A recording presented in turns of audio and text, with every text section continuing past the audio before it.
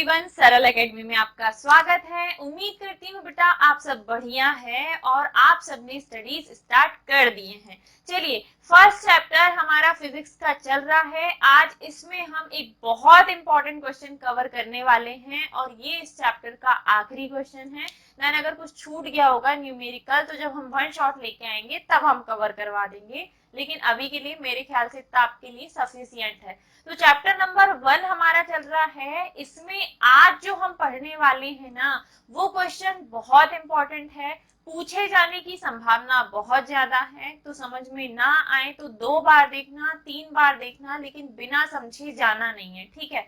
आज से पहले मैंने आपको शुरुआती लेक्चर्स में, शायद दूसरे या तीसरे लेक्चर में, एक नियम समझाया था बेटा, जिसको हमने नाम दिया था कूलाम का नियम।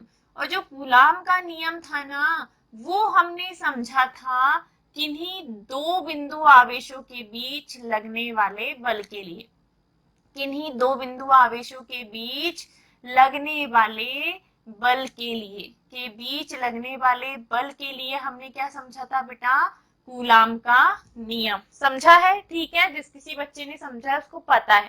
तो जैसा कि आप सब जानते हैं या हम जानते हैं कि किन्हीं दो बिंदु आवेशों के बीच में लगने वाला जो बल होता है, किन्हीं दो बिंदु आवेशों के बीच में लगने वाला जो बल होता है, वो या तो आकर्षण बल या प्रतिकर्षण बल हो सकता है। लेकिन ये हम पढ़ चुके हैं कहाँ? कूलाम के नियम में। अभी तक हमने किन्हीं दो बिंदु आवेशों के बीच लगने वाले बल की गणना की है।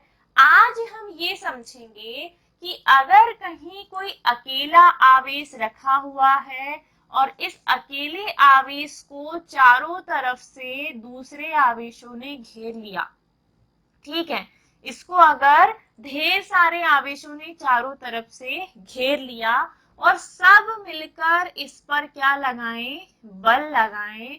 सब मिलकर इस पर बल लगाएं तो कुल बल कितना लगेगा? यानी कि कुल बल लगेगा परिणामी बल। उस लगने वाले परिणामी बल की ही हमें बेटा गणना करनी है। समझ पा रहे हो आप मैं क्या बोल? अभी तक हमने दो आवेशों के बीच लगने वाले बल को समझा है, दो से ज्यादा मैडम ने बताई भी नहीं है। आज हम समझेंगे कि अगर कहीं कोई अकेला आवेश पड़ा है और उसको चारों तरफ से अनेक आवेशों ने घेर के रखा है, तो ये जो अनेक आवेश हैं, ये इस अकेले आवेश पर जो बल लगाएंगे, उस बल को हम परिणामी बल के रूप में ज्ञात करेंगे। और इस परिणामी बल की गणना करने का जो सिद्धांत है, इसको ज्ञात करने का जो सिद्धांत है, उसे ही कहा जाता है बेटा अध्यारोपण का सिद्धांत। ठीक है, अध्यारोपण का सिद्धांत हमें समझना है। और ये सिद्धांत दिया गया था किसी अकेले आवेश को अगर बहुल आवेश यानी कि ढेर सारे आवेशों ने घेर के रखा है, तब ये ढेर सारे आवेश इस अकेले आवेश पर जो बल लगाते हैं, उस बल को अगर सबके लिए अकेले अकेले निकालोगे तो ढेर सारा है, तो सबको जोड़कर आपको क्या निकालना है बेटा? परिणामी बल। और परिणामी बल ज्ञात करने का जो सिद्धांत है वही है अध्यारोपण का सिद्धांत। आई होप आपको क्लियर है। अब मैं पहले आपको अच्छे से सिद्धांत समझाऊंगी, फिर हम डायग्राम की हेल्प से समझेंगे कि वास्तव में अध्यारोपण का सिद्धांत काम कैसे करता है। तो अपने आंख, नाक, कान, मुंह सब खुले रखना और ध्यान से समझना। कहीं अगर अटको तो वापस से वहीं से रिवाइंड करना, फिर से देख लेना, लेकिन समझना अच्छे से, ठीक है। तो अध्यारोपण का सिद्धांत क्या बोलता है? इस सिद्धांत के अनुसार, इस सिद्धांत के अनुसार, इस सिद्धांत के अनुसार किसी निकाय में एक अकेले आवेश पर, अकेले आवेश पर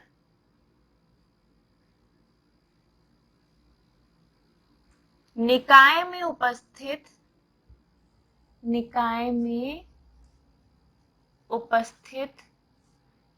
अनेक अन्य आवेशों के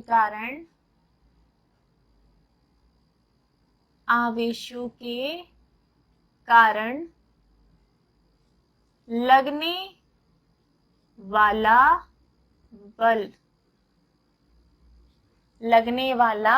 बल उस अकेले आवेश पर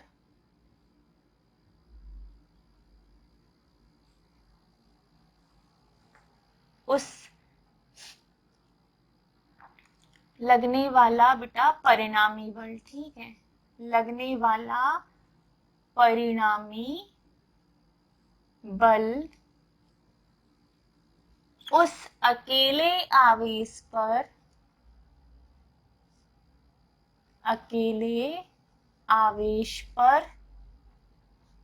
अनेक अन्य आवेशों के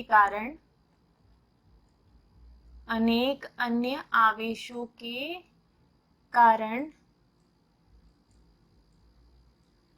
लगने वाले बलों के सदिश योग के बराबर होता है। ये तो नियम है, ये सिद्धांत है बेटा, यहाँ से लेके यहाँ तक हमारा पूरा सिद्धांत है। अब सिद्धांत को समझिए पहले, तब जाके आपको ये लाइनें क्लियर होंगी। मान लो बेटा यहाँ पे बीचों बीच में एक आवेश रखा हुआ है Q1, ठीक है, इससे कुछ दूरी पर दो आवेशों ने इसे घेर के रखा है। पहला आवेश है बेटा Q2 और दूसरा आवेश है Q3, समझ गए, ठीक है। सेंटर में एक आवेश है बेटा Q1, इस बिंदु का नाम हम दे देते हैं बिंदु A। बिंदु A पर आवेश है Q1, बिंदु B पर आवेश है Q2 और बिंदु C पर आवेश है बेटा Q3। ये दोनों एक दूसरे से कुछ दूरी पर हैं, दो आवेशों के बीच की दूरी हम जानते हैं R होती है, तो यहाँ पे भी दूरी R और यहाँ पे भी दूरी R, ठीक है। अब इस आवेश और इस आवेश के बीच में बल लगेगा, और दोनों अगर धनात्मक आवेश है तो बल लगेगा प्रतिकर्षण बल। ये आवेश इस पर जो बल लगाएगा वो प्रतिकर्षण बल होगा, दिशा दूर जाती हुई, और बल लग रहा है बेटा F, ठीक है। अब इन दोनों आवेशों के बीच में भी बल लगेगा, और चूंकि दोनों धनात्मक आवेश है तो बल कौन सा लगेगा, प्रतिकर्षण बल, और प्रतिकर्षण बल को हम यहाँ लिखेंगे, ये भी प्रतिकर्षण बल है और इसकी भी दिशा दूर जाती हुई है, ठीक है। अब देखो नियम क्या बोलता है, सिद्धांत क्या बोलता है, किसी निकाय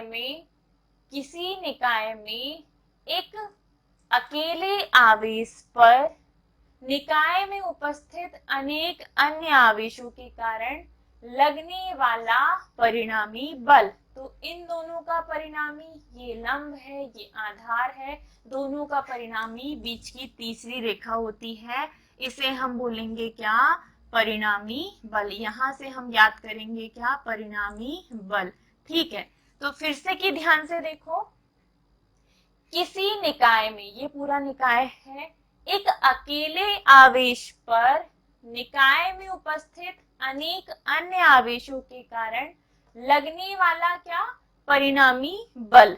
लगने वाला हमें क्या निकालना है, परिणामी बल। उस अकेले आवेश पर, इस अकेले आवेश पर ये दोनों आवेश जो अकेले अकेले बल लगाएंगे, जैसे ये आवेश इस पर बल लगा रहा है F, ये आवेश इस पर बल लगा रहा है F, इन दोनों का क्या करना है, हमें सदिश योग, इन दोनों बलों का क्या करेंगे हम, सदिश योग, तो हमें जो प्राप्त होगा वो होगा परिणामी बल। अब सब F है तो कंफ्यूजन क्रिएट होगा, तो थोड़ा सा नाम बदलते हैं बेटा। मान लो इन दोनों के बीच में प्रतिकर्षण बल जो लग रहा है वो लग रहा है क्या, पहला आवेश क्या है 1, दूसरा आवेश क्या है 2, तो जो बल लग रहा है वो है बेटा F12, F12, ठीक है। पहला आवेश 1, दूसरा आवेश 2, तो लगने वाला बल F12। अब पहला आवेश है बेटा 1, दूसरा आवेश है 3, तो ये जो बल है ये हो जाएगा F13। ठीक है, पहला आवेश है 1, दूसरा आवेश है 3, इस पर बल लग रहा है इसके कारण, तो पहले इसकी स्थिति लेंगे फिर इसकी स्थिति लेंगे और इस प्रकार जो बल लगेगा F13 होगा। जब हम F13 और F12 का परिणामी लेंगे, इन दोनों का टोटल करेंगे, तो हमें जो मान प्राप्त होगा वही होगा कुल बल या परिणामी बल F, यानी कि F का मान हमें आसानी से मिल जाएगा। लेकिन क्या करना पड़ेगा इन सब के लिए, हमें करना पड़ेगा बलों का सदिश योग। ये जो बल है, ये जो बल है, इन सबका हमें क्या करना है, सदिश योग। तो हमें क्या मिल जाएगा बेटा F। आप दूरी निकालो, जैसा कि आपने कूलाम के नियम में भी देखा था, दो आवेशों के बीच की दूरी होती है r, लेकिन r में बेटा पहले कौन सा आवेश है 2, फिर कौन सा आवेश है 1, तो स्थिति सदिश के रूप में लेंगे हम की दूरी है बेटा r21। फिर इन दोनों में पहले कौन सा है 3, अगेन कौन सा है 1, तो अगर लगने वाला बल 13 है तो दूरी हम लेंगे इसका उल्टा 31। ठीक है, तो इन दोनों आवेश के बीच की दूरी क्या हो जाएगी r31। कुल मिला के बल में आपको पहले आवेश को पहले लेना है, बाद वाले आवेश को बाद में लेना है, जबकि दूरी में जिसके कारण लग रहा है उसके कारण वाले को पहले और अगले वाले को बाद में लेना है। इस प्रकार बल और दूरी में अंतर हो जाएगा, बल रहेगा 12 तो दूरी रहेगी 21, बल रहेगा 13 तो दूरी रहेगी उसका उल्टा 31। ठीक है, अब वापस से डेफिनेशन पे आते हैं। किसी निकाय में उपस्थित एक अकेले आवेश पर अनेक अन्य आवेशों के कारण लगने वाला क्या, परिणामी बल, उस अकेले आवेश पर इन आवेशों के कारण अलग अलग लगने वाले बलों के सदिश योग के बराबर होता है। इसके कारण बल लगेगा F13, इसके कारण बल लगेगा F12, इन दोनों का योग करो तो हमें परिणामी बल मिल जाएगा। ठीक है, अर्थात हम ये कह सकते हैं कि अगर हमें परिणामी बल F चाहिए तो हमें F12 को और F13 को क्या करना पड़ेगा, जोड़ना पड़ेगा। F12 और F13 को जोड़ना पड़ेगा, और ऐसे अगर ढेर सारे आवेश हैं तो उन सबको के कारण लगने वाले बलों का आप क्या करेंगे, सदिश योग, तो आपको परिणामी बल F मिल जाएगा, परिणामी बल F मिल जाएगा। अब आप पहली स्थिति देखो, पहली स्थिति क्या, आवेश Q1 व Q2 के बीच लगने वाला बल, लेकिन किसके अनुसार लेंगे बेटा, कूलाम के अनुसार। किसके अनुसार लेंगे, कूलाम के अनुसार। कूलाम के अनुसार लगने वाला जो बल होता है ना, वो होता है F बराबर 1/4 pi epsilon not Q1 into Q2 के बटे में r²। ये होता है कूलाम के अनुसार। लेकिन Q1 और Q2 के बीच में लगने वाला बल कितना है बेटा, F12, नियतांक जैसे का तैसा। Q1 और Q2 के बीच में आवेश Q1 और Q2 ही है, लेकिन दूरी क्या है 21, तो यहाँ रहेगा 21, और इसी को स्थिति सदिश के रूप में भी लेते हैं अगेन। ठीक है, जो दूरी है उसको हम स्थिति सदिश के भी रूप में भी लेते हैं कि इन दोनों के बीच की जो स्थिति है दूरी के रूप में वो है R21। आ गया, इसे नाम दे देंगे हम समीकरण 1 और इसे नाम दे देंगे समीकरण 2। अब दूसरा कौन सा आवेश है बेटा, Q1 और Q3। ठीक है, तो आवेश Q1 और Q3 के बीच लगने वाला बल किसके अनुसार, कूलाम के अनुसार। Q1 और Q3 के बीच लगने वाला बल कूलाम के अनुसार। अब यहाँ पे लगने वाला बल क्या है बेटा, Q1 और Q3 के बीच में लगने वाला बल क्या है, F13, तो बाकायदा लिखो F13 1/4 pi epsilon not Q1 की जगह Q1, Q2 की जगह आवेश क्या है Q3, दूरी में R21 की जगह क्या है बेटा R31, इसका क्या करना है स्क्वायर, इनटू में स्थिति सदिश क्या लेंगे हम R31 और इक्वेशन नंबर 3।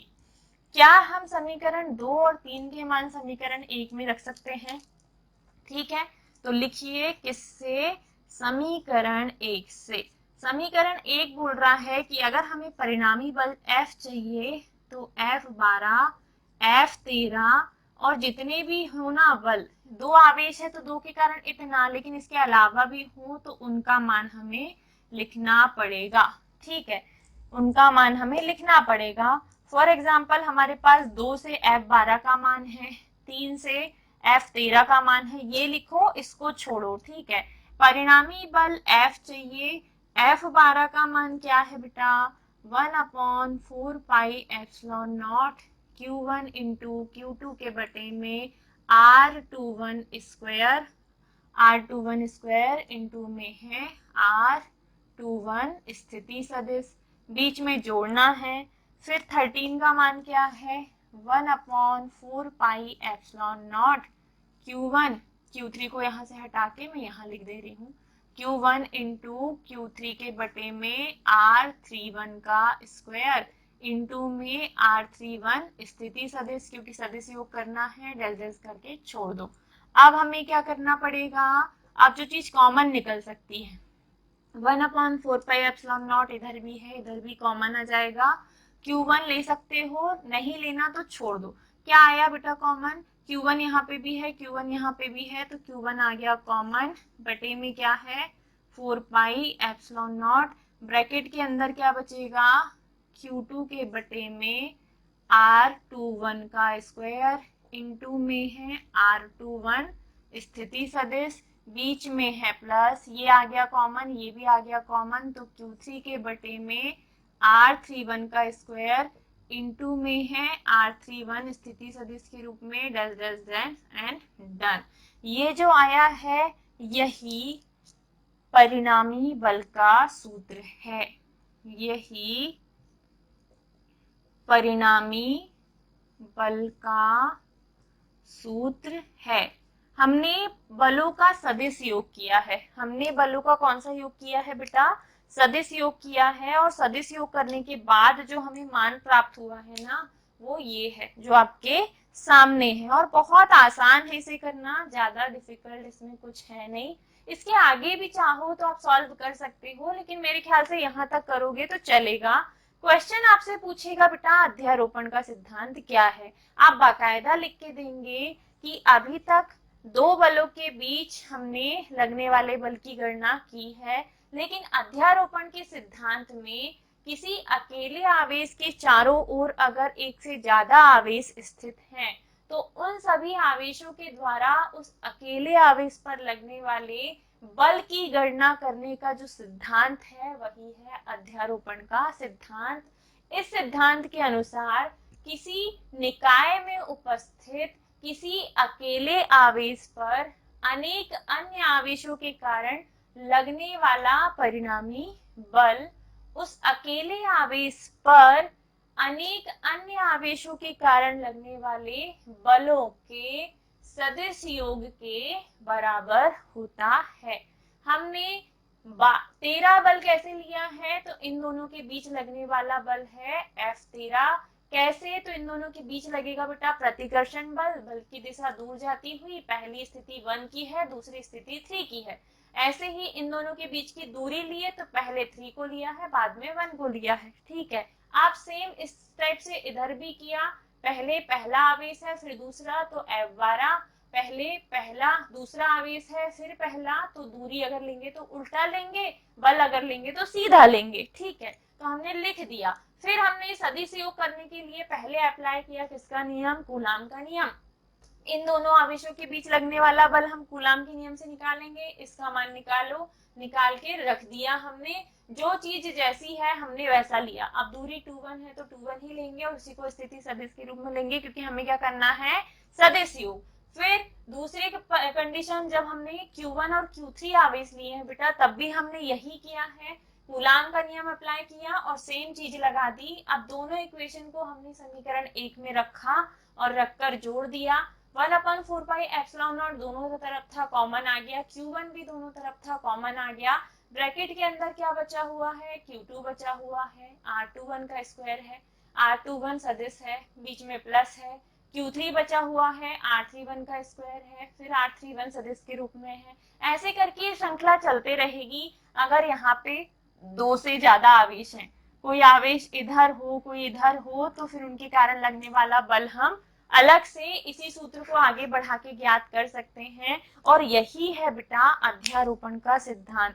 ठीक है, पहले ये नहीं पढ़ाया जाता था, अभी 2-3 साल से पढ़ाया जाने लगा है। थोड़ा सा डिफिकल्ट आप लोगों को लग सकता है क्योंकि ये अलग हो गया, सिलेबस से थोड़ा अलग हो गया। चैप्टर 1 में अभी तक हमने जितनी भी चीजें पढ़ी उससे अलग है ये। या तो आपसे क्वेश्चन पूछेगा कि अनेक आवेशों के बीच लगने वाले परिणामी बल को ज्ञात कीजिए, या पूछेगा अध्यारोपण का सिद्धांत क्या है समझाइए, या वो आपसे बना के पूछ सकता है कि बहुल आवेशों के बीच लगने वाले बल की गणना अध्यारोपण के सिद्धांत से कीजिए। तो क्वेश्चन को घुमा फिरा के तोड़ मरोड़ के जैसे भी पूछे, आपको बहुत अच्छे से पेशेंस के साथ जवाब देना है। इसको आपको रटना पड़ेगा, ये जो सिद्धांत है ये आपको रटना पड़ेगा। इससे इजी अगर आपको बुक का लगे तो आप वहां पे भी देख सकते हो, यही चीज थोड़ी सी और कॉम्पैक्ट में दी हुई है तो आप उससे भी पढ़ सकते हो। आई होप आपको अध्यारोपण का सिद्धांत जो आज मैंने आपको पढ़ाया वो समझ में आया होगा। आप हमें सपोर्ट करेंगे। वीडियो को लाइक नहीं किया है तो लाइक कीजिए, चैनल को सब्सक्राइब नहीं किया है तो प्लीज कर लीजिए, वीडियो को ज्यादा से ज्यादा शेयर कीजिए आपके दोस्तों को भी। और अगर आप फाइनेंशियली कैपेबल हो तो प्लीज हमें सपोर्ट कीजिए ताकि हमें भी थोड़ी सी फाइनेंशियली हेल्प मिले और हम आपके लिए और भी अच्छा कंटेंट लाएं। धीरे से हम बोर्ड को शिफ्ट करके डिजिटल बोर्ड पे आए ताकि चीजें हमारे लिए और आसान हो। अभी ना हमें लेक्चर शूट करने में बहुत मेहनत करनी होती है और उतनी मेहनत से फिर मेरा ना दिमाग हैंग होने लग जाता है समटाइम्स, क्योंकि ऑफलाइन भी बैचेस होते हैं फिर ऑनलाइन में भी पढ़ाओ, तो ये थोड़ा सा मेरे लिए ज्यादा हो जाता है। तो प्लीज बेटा सपोर्ट कीजिए।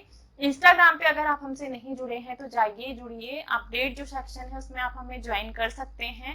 अगर आपके कोई सवाल होते हैं, अगर आपको कोई डाउट्स आते हैं तो आप हमें कमेंट करके बता सकते हैं। मिलेंगे बेटा अगले वीडियो में, क्योंकि अब हमारा नेक्स्ट चैप्टर स्टार्ट हो जाएगा विच इज विद्युत विभव और धारिता। ठीक है, तो अगला चैप्टर बहुत और भी ज्यादा धांसू होने वाला है। उसके लिए आपको इस फर्स्ट चैप्टर की अच्छे से प्रैक्टिस करनी है ताकि चीजें समझ में आए। ख्याल रखिएगा अपना, स्वस्थ रहिए, मजे से पढ़ते रहिए। Bye bye, take care, Radhe Radhe.